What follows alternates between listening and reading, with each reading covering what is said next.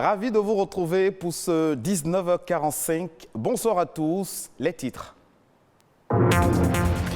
Le pouvoir des musées, c'est le thème de l'édition 2022 de la Journée internationale des musées, célébrée ce 18 mai. Les musées sont des lieux qui renseignent sur notre passé et ouvrent notre esprit à de nouvelles découvertes. La réflexologie est une technique de massage qui vise à combattre le stress, les tensions artérielles et les douleurs musculaires. En cas de mal de dos, par exemple, elle permet de soulager le malade, de réduire les effets secondaires.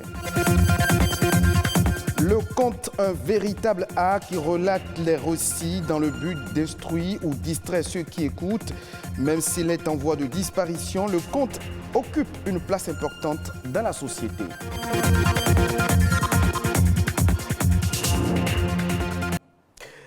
Ce mercredi 18 mai 2022, les Nations Unies célèbrent la Journée internationale des musées, une journée qui met l'accent sur le rôle des musées en tant qu'acteurs actifs dans leur communauté, avec comme thème le pouvoir des musées. L'édition 2022 entend célébrer à la fois le personnel des musées et valoriser ces espaces culturels et artistiques dans le développement des communautés. Ulvaeus Balogun nous édifie un peu plus.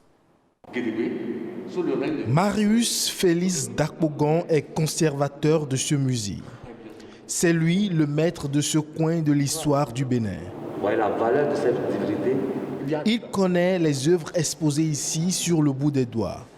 Des ricades, des sabres et des objets de culte fonds qui retracent l'histoire du temps romain. Toute l'identité d'un musée. Un musée, c'est un espace dans lequel sont présentés un ensemble d'œuvres ou d'objets historiques. Et c'est un espace dans lequel on raconte une ou des histoires, complètes ou incomplètes, et qui permet aux visiteurs de découvrir une partie de l'histoire. Un morceau de l'histoire souvent méconnu ou mal compris. Et c'est le cas de ce musée qui est le reflet d'un passé glorieux raconté à travers les ricades. Le petit musée de la Récade permet de retracer d'une certaine manière l'histoire du royaume du Dahomey à travers les objets qui sont présentés, donc les ricades, notamment toutes les personnes qui ont gouverné, mais également les structures qui étaient importantes comme les Amazones, comment fonctionnait l'armée, etc. Ça nous permet de découvrir beaucoup de choses sur le fonctionnement du royaume du Dahomey à l'époque. Au-delà de l'histoire qu'ils peuvent donc raconter, les musées apparaissent aujourd'hui plus qu'hier comme des lieux par excellence d'échanges culturels. Peu d'endroits dans le monde sont plus éducatifs que les musées. On se rend compte que le royaume du Dahomey est évidemment au programme. Et beaucoup d'enseignants ont utilisé le musée comme un complément pédagogique pour permettre aux enfants de développer ce qu'ils ont vu en classe de manière un peu plus pratique et technique. Donc absolument, le musée, les musées peuvent être des outils pédagogiques. Néanmoins, il est important de mettre en place des outils adaptés selon les publics que l'on accueille. On ne présente évidemment pas le musée de la même façon s'il s'agit d'enfants ou d'adultes. Ainsi, les musées affichent et décrivent des souvenirs traumatiques et encouragent à penser au-delà de son expérience personnelle. Les musées peuvent permettre de prendre du recul sur certains fragments de l'histoire. Il y a tous les pays, tous les peuples ont eu des histoires douloureuses. Et je pense que les musées permettent de porter à la connaissance des publics ces histoires et de pouvoir aussi insuffler de la complexité. De pouvoir insérer des choses qui ne sont pas nécessairement dans les livres, ou tout du moins de pouvoir appréhender ces histoires complexes à travers d'autres moyens de connaissance, que ce soit des objets, que ce soit des textes, des photographies, plein de choses, donc oui. La célébration chaque 18 mai de la Journée internationale des musées offre donc l'occasion d'accepter le passé et d'établir un dialogue pour aider à réconcilier les souvenirs. Merci à vous, Ulvaeus Balogun, pour cette incursion. Une incursion de temps à autre dans les musées permet de renouer contact avec l'histoire de son pays, avec les valeurs culturelles et artistiques. Santé et bien-être à présent, allons à la découverte de la réflexologie. C'est une thérapie qui consiste à toucher les parties du corps dans le but de guérir les patients des maux dont ils souffrent. La réflexologie, en plus de permettre de se déstresser, favorise une parfaite circulation du sang dans l'organisme. Focus sur la réflexologie dans ce reportage signé par Sabira Tao. Guérir par le massage est la spécialité de Gildas. Ce professionnel de santé est passé maître dans l'art de traiter les pathologies dont souffrent ses patients par la réflexologie. La réflexologie, c'est la main. Vous voyez, notre travail se base essentiellement sur les mains. Chaque partie du corps ou chaque organe a un point au niveau des plans des pieds qu'on appelle zone réflexe. Donc, un patient qui a mal quelque part ou bien a mal aux yeux, les problèmes d'AVC, les problèmes d'hyperplégie, d'hémiplégie, les problèmes de paralysie, les problèmes d'hypo et hypertension, problèmes de cœur, n'importe quel problème, nous savons des parties où il faut stimuler au niveau des plans des pieds pour que le patient retrouve sa santé. Et pour se remettre du malaise dont il souffre, Frédéro est venu en consultation chez son réflexologue. Objectif, combattre les douleurs musculaires qu'il ressent depuis quelques jours et évacuer surtout le stress. Je vois que ça ne va pas du tout et je suis souvent un peu stressé de toute façon. Donc, je suis venu ici pour avoir satisfaction. Pour lui donner satisfaction, Frédéro est soumis à un traitement de détoxification. Donc, c'est un appareil qui permet d'enlever les déchets. Donc, après avoir fait ça, vous avez une bonne circulation du sang. Toucher les parties sensibles du corps pour que le patient retrouve sa santé peut sembler banal. Pourtant, Gildas et ses collaborateurs ont l'art d'offrir aux patients des séances de massage à l'aide des produits spécifiques, notamment des huiles essentielles. Mais attention, la réflexologie plantaire est déconseillée en cas de troubles cardiaques sévères et durant le premier trimestre de grossesse. Intéressons-nous à présent au rôle et à la place qu'occupent les arts de l'oralité dans notre société. L'art oratoire est un moyen à travers lequel celui qui les exerce transmet des sentiments et des émotions. Il met un point d'honneur sur la culture et les problématiques de la société, autrefois utilisées par nos aïeux pour se divertir tout en éduquant. Le conte est progressivement en train de disparaître. Pourtant, nul n'ignore l'importance du conte dans la promotion des arts et de la culture. Boris Agossadou, ingénieur culturel, nous édifie un peu plus. Les arts oratoires, c'est tout ce qui est en rapport au récit, à la voix.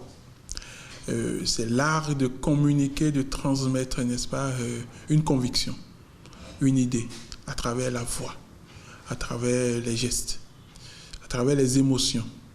Après, la colonisation faisant son chemin, Senghor, principalement, et toute une catégorie d'écrivains ont connu l'écriture, et ceux-là étaient les pionniers de la vraie oralité, parce que c'est eux qui ont transcrit, c'est eux qui ont remis ce que les anciens disaient, voilà, c'est eux qui ont mis ça dans des bouquins.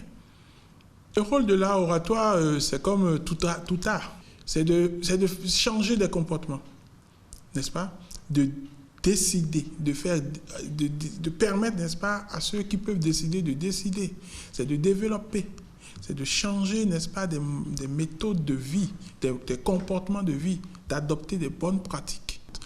Ils ont toujours à la fin ou au début une leçon de morale. Une leçon de morale. Et quand vous écoutez vous suivez cette leçon, alors là, vous changez.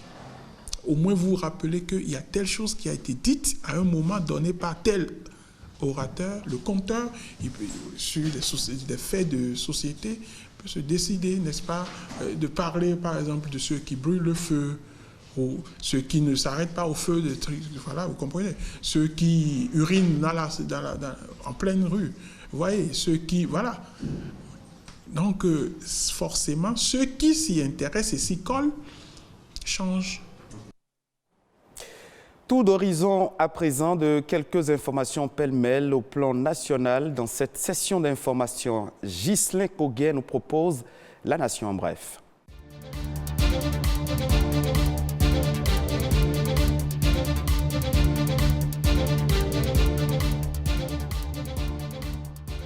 Le Bénin, comme les autres pays du monde, a célébré la Journée mondiale des télécommunications et des sociétés de l'information. Les technologies numériques au service des personnes âgées et d'un vieillissement en bonne santé. C'est le thème de la célébration de l'édition 2022 de la dite journée.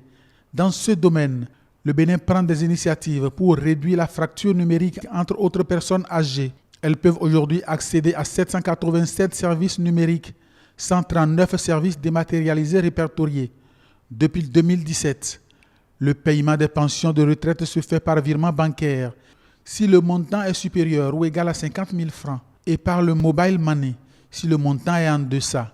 Plus de 2000 km de fibres optiques sont désormais disponibles au Bénin et 43 points numériques communautaires sont fonctionnels. Des points numériques qui permettent l'accès au numérique à tous les citoyens sans distinction de sexe ou de situation géographique.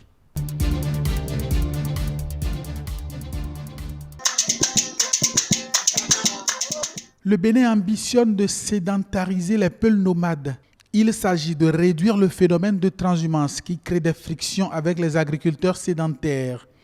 Entre 2017 et 2018, 1153 hectares de culture ont été dévastés, plus de 20 greniers incendiés, 50 personnes blessées, 46 autres tués. C'est pour éviter les conflits liés à cette situation que le Bénin veut supprimer la transhumance des troupeaux de gros ruminants. Désormais, les plus de 2 500 000 têtes de bovins et les plus de 3 millions de petits ruminants ne seront plus autorisés à se déplacer. Le Bénin s'active pour créer des campements pour les éleveurs peuls, des campements dotés d'habitations, de points d'eau et d'aliments pour les bêtes, des écoles et des centres hospitaliers pour les éleveurs et leurs familles. À Gogounou, par exemple, un campement pilote vient d'être créé. Le dit projet vise à créer d'autres campements dans d'autres localités du pays. Bientôt l'érection d'un poste de contrôle juxtaposé à la frontière de Sémékraké. Le Nigeria et le Bénin viennent de signer un accord bilatéral pour la création, l'opérationnalisation et la gestion du poste de contrôle juxtaposé de Sémékraké. Les documents ont été paraphés à Cotonou par la sénatrice Gbemisola Rukaya Saraki, ministre d'État chargé des Transports de la République fédérale du Nigeria, et Romualdo Wadayi, ministre d'État chargé de l'économie et des finances du Bénin. L'objectif est de contribuer au renforcement de l'intégration régionale, notamment la libre circulation des personnes, des biens et des services sur le corridor Cotonou-Lagos.